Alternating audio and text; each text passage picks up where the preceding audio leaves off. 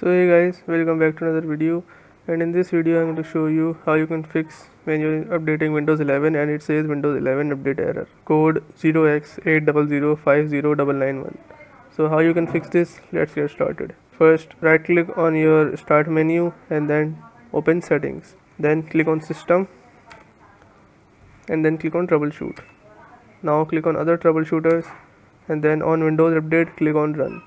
Hopefully this solves your problem, and if your problem still occurs, so make sure to comment down below so we can bring a detailed guide on this video. Alright, that's it for today's tutorial.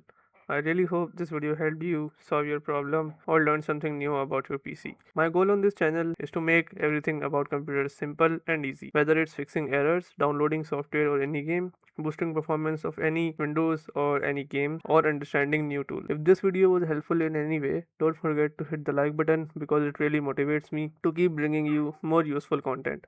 And if you're new here, make sure to subscribe and turn on the notification bell so you never miss any future tutorials, tips and PC fixes. Also, if you're facing any issues or have any questions related to computers, Windows, software or anything technical, drop them in the comments.